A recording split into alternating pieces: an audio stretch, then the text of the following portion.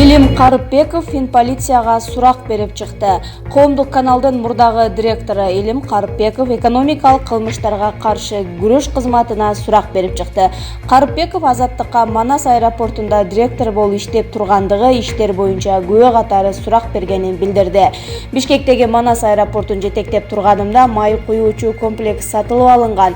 Ошол боюнча текшерүү жүрүп жатат, деди Карыпбеков. Ал экономикалык кылмыштарга каршы күрөш кызматына күбө катары дагы чакырылышы мүмкүн экенин четке каккан жок. Карыпбеков коомдук телеканалды жетектегенге чейин Манас эл аралык аэропортунун курамына кирген, Бишкектеги аэропорттун директору болуп эмгектенген. Милиция адвокат Айткуловдун уулу дагы алдамчылыкка шек саналууда. Кармалган адвокат Икрамидин Айткуловдун уулу да алдамчылыкка шек саналууда. Бул тууралуу бүгүн Бишкек шаардык милициясынын башкы башкармалыгынан кабарлашты. Маалыматка ылайык, быйыл январь айында башкы прокуратурага анын уулу Азамат Айткуловго каршы Бишкектин тургунунан арыз келип түшкөн. Анда Айткулов 2014-жылы $31,000 карыз алып, ошондон бери бербей жүргөнүн айткан. Кийин уулунун карызын адвокат Икрамидин Айткулов төлөөгө милдеттенме алып, бирок төлөбөй жүргөн. Бул даттануунун негизинде сотко чейинки териштирүү башталган. Анын жүрүшүндө Азамат Айткулов 2015-жылдагы алдамчылык беренеси боюнча соттолгону аныкталган. Буга чейин адвокат Икрамидин Айткулов суракка чакырылып, 22 августта кылмышка шектүү катары Бишкек шаардык милициясынын убактылуу тергөө жайына камакка алынган. Жактоочунун жубайы Раушан Айткулова күбөсү сурак бергенден кийин кармалганын Facebook'тагы баракчасына жазып, ага жалган жала коюлуп жатканын баса белгилеген. Икрамидин Айткулов милициянын кызыкчылыгын саткан деген негизде кызматтан алынган Ички иштер министринин мурдагы орун басары Курсан Асановдун адвокаты болчу. Ошондуктан адвокаттын жакындары милициянын аракетин дал ушул ишке байланыштырып, куугунтук катары баалап жатышат. Икрамидин Айткулов буга чейин кылмыш иши козголгон бир нече саясатчынын адвокаты катары иштегени белгилүү. Кыргыз-өзбек башкы дипломаттары талкуу жараткан видео кайрылуу боюнча сүйлөштү. Кыргызстандын тышкы иштер министри Чыңгыз Айдарбеков менен Өзбекстандын тышкы иштер министри Абдулазиз Камилов телефон аркылуу сүйлөшүп, буга чейин талкуу жараткан өзбек спортчусунун видео кайрылуусу боюнча сүйлөштү. Бул тууралуу Кыргызстандын тышкы иштер министрлигинен кабарлашты. Маалыматка ылайык, эки өлкөнүн башкы дипломаттары жаралган кырдаалдык калыс изилдөө максатында көзөмөлдөөнү макулдашты. 18 августта Кара Суу шаарында кулатуу боюнча эл аралык өткөн. Ага катышкан өзбекстандык спортчу Нурсултан Рузибоев мелдештин жыйынтыгына нааразы болуп, түз эфирде кыргызстандыктарга сын айткан. Бул Кыргызстанда бир топ нааразычылыктарды жараткан. Бул боюнча Ош облустук милициясы жазык кодексинин улут аралык кастыкты козотуу беренеси боюнча текшерүү баштаганын жарыялаган. Кийин Рузибоев видео кайрылууда айткан сөздөрү жалпы кыргызстандыктарга эмес, мелдештин катышуучуларына багытталганын билдирген. Кыргызстан эл аралык сотто канадалык компанияга утулду. Төлөнүүчү акча. Эл аралык арбитраж Stens Energy KDG жана Kutei-Sai эки компанияларынын Кыргызстанга карата жалпы доо арызынын 6% гана канааттандырды.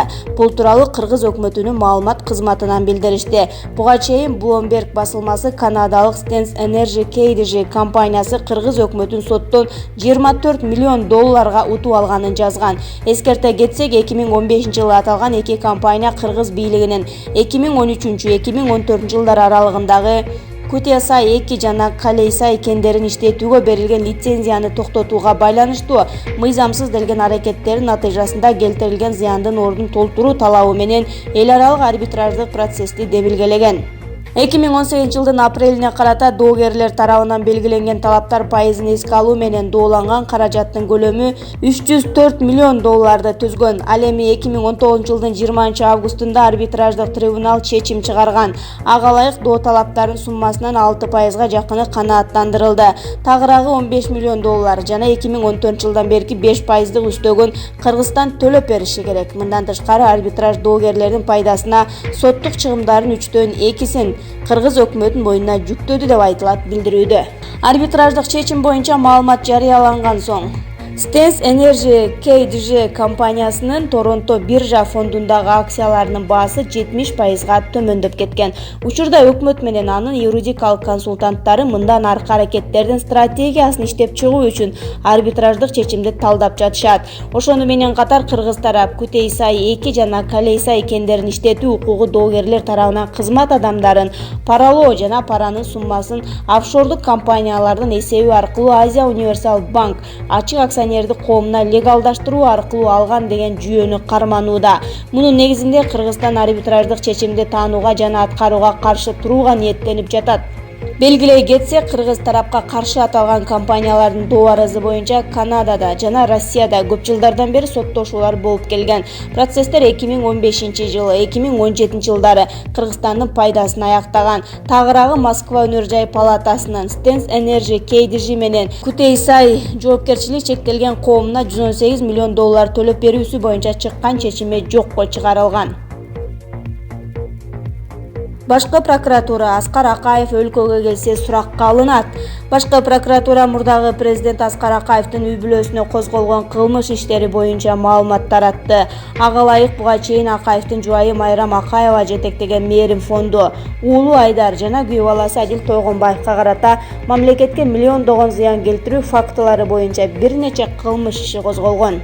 Прокуратуранын маалыматында Мээрим фонду боюнча жалпысынан 30 кылмыш иши козголуп, жалпы чыгым 64 миллион сомду түзөөрү эсептелип чыккан. Ал эми Айдар Акаевга карата 4 кылмыш иши ачылып, мамлекетке $3 миллион жакын зыян келтирген деп шек саналууда.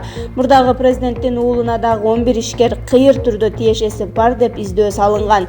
Акаевдин мурдагы күйөө баласы Адил Тойгонбаевга бир нече берене менен айыпталып, 20 жылга сыртынан кесилген. Башкы прокуратура мурдагы президент Аскар Акаев өлкөгө келсе, үй бүлө мүчөлөрүнө козголгон кылмыш иштери жана башка жагдайлар боюнча суракка алынаарын эскерткен.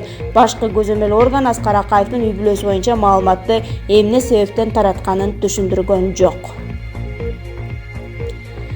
Шыкактангандар Кадыр Атамбаевди да анга түртүп тынбайбы. Алмазбек Атамбаевдин 26 жаштагы уулу Кадырбек Атамбаев кече жакында саясатка аттанганын шаардан агылды.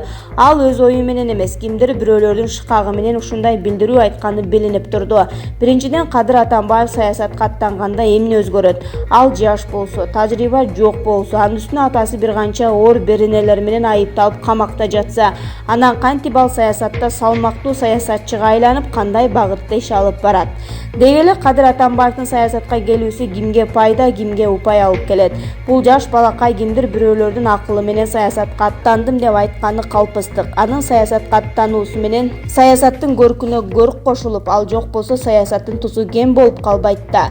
Экинчиден, Алмазбек Атамбаевди дагы жанындагылар шыкактап, сиз кыйынсыз, баары сизден коркот, сиз менен биз чогуубуз деп шыкактап жүргөндөр орго тыгып тынышты. Кана ошол шыкакчылардын бири УКМКнын имаратында Атамбаевдин иши каралып атканда басып барыштыбы?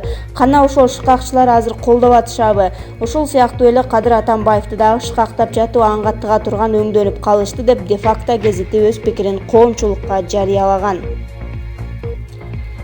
Милиция Бишкектеги кампадан чыккан өрттүн болжолдуу себебин айтты. Алдын ала маалымат боюнча Беко техникалары сакталган кампадан чыккан өрт электр зымдарынын тийишип кетишинен чыккан. Бул тууралуу Бишкек шаардык ички иштер башкы башкармалыгынан кабарлашты. Эске салсак, 21 август күнү саат 11:22 Москва менен Интергелпо көчөлөрүнүн кесилишинде жайгашкан тиричилик техникалары сакталган кампадан өрт чыккан. Жалынды өчүрүүгө жалпы жонунан 8 унаа тартылган. Өрт толугу менен 1 суткадан кийин өчүрүлгөн. Кырсык болгон жерге Ленин райондук ички иштер бөлүмүнүн кызматкерлери дагы барган. Алдын ала маалымат боюнча кампанын шыбындагы зымдар тийишип кетип өрт чыккан дешти милициядан. 22 август күнү Чокан Валиханов көчөсүндөгү кампадан дагы өрт чыккан. Эки факты тең: кылмыш жана жоруктардын бирдиктүү рейстерине Кылмыш жаза кодексинин 261 беренеси боюнча каттоого алынды. Учурда Октябрь жана Ленин райондук ички иштер бөлүмүндө өрттүн келип чыгуу себебин тагандыктоо жана соттук экспертиза дайындалды. Бермет Акаева тууралуу жазгандарды Кулов сотко берет. Экс-премьер-министр Феликс Кулов мурдагы президент Аскар Акаевдин кызы Бермет Акаева менен жолукканы тууралуу жазган маалымат каражаттарын үстүнөн сотко кайрылууга ниеттенүүдө. Бул тууралуу Кулов өз азаттыкка билдирди. Анын айтымында айрым маалымат каражаттары жалган кабар таратып, ар намысына шек келтирүүдө. Мен эч качан журналисттер менен соттошкон эмесмин, бирок бул жолу журналисттер буга чейинки жалган маалыматты төгүнгө чыгарбаса, сотко кайрылууга туура келет. Бермет Акаева менен соңку күндөр эмес, деги эле ар кандай кызматтарды ээлеп жүргөндө дагы жолуккан эмесмин. Аны бир гана жолу ал турмушка чыгып жаткан учурда конок катары үйлөнүү тоюна барып көргөм, деди Кулов. Буга чейин айрым маалымат каражаттары Бермет Акаева Кыргызстанга Феликс Кулов менен жолугуп, атасын өлкөгө алып келүү боюнча сүйлөшкөнү келгенин жазган болчу. 19 августта Бермет Акаева Кыргызстанга келгени белгилүү болгон. Аскар Акаев болсо кызы мекенине туугандары менен учурашуу үчүн барганын айткан. Бүгүн болсо башкы прокуратура Акаевтердин үй-бүлө мүчөлөрүнө козголгон кылмыш иштерин ирети менен тизмектеп, мурдагы президент Кыргызстанга кайтса сурак берерин эскертти. Мугалимдердин айлыгы октябрда 30%га көтөрүлөт. Бул тууралуу Ысык-Көлдө өтүп жаткан август кеңешмесинин жүрүшүндө премьер-министр Мухамбеткалый Абылгазиев билдирди. Анын маалыматына караганда, айлыктын көтөрүлүшү билим берүү тармагында эмгектенген 5-6 категориядагы 120 миңге жакын адиске тиешелүү болот. Айлык ушул жылдын 1 октябрынан баштап көтөрүлөт деп пландалууда. 12 миң айлык алган мугалимдердин айлыгы эми 18 миңди түзөт. Биз татыктуу келечек ээлерин тарбиялоо үчүн мугалимдерге болгон шарттарды түзүшүбүз керек. Ошондуктан бул аракет акыркы эмес, алдыда дагы эл агартуучулар үчүн болгон аракетибизди жумшайбыз, деп билдирди Абылгазиев.